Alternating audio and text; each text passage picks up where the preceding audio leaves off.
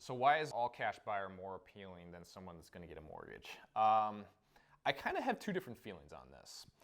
In a super ultra competitive environment, when we're in the springtime, and there's not enough inventory and we have a lot of buyers, if I've got 3 offers, 2 that are conventional, and let's say they're all the same price, 2 that are conventional, and then 1 that's all cash, basically I'm going with the cash offer all day long because I know that when they send me their proof of funds and if the property costs $200,000, they just sent me a bank statement that says that they have $200,000. I know that they're going to be able to close on that deal. So when you've got somebody that's obtaining financing, there's a lot of extra things that kind of go into it. I mean, 1, you have to make sure that that buyer doesn't ruin their credit before they close on the deal.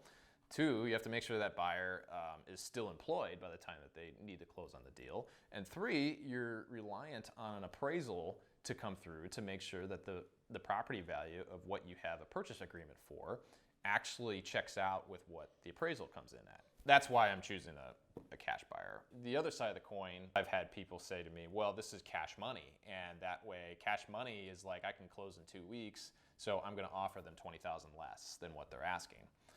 Well, if I've got another offer that comes in at $10,000 less than the asking, and I've got a buyer that's a cash guy that is offering $20,000 less, I mean, chances are, me as a seller, I'm gonna take that $10,000 less offer with the conventional financing, because really,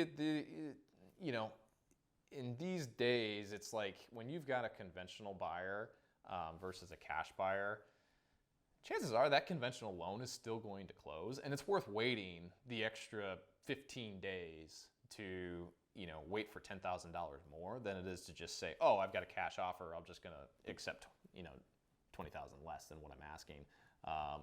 It's just not the case, and I think that's a bad mentality that like a lot of cash investors or cash buyers have, is that, oh, just because I've got the funds to do it, that means I can buy it at a discount. No, that's just not how it goes. It's like the seller wants to net the most that they can.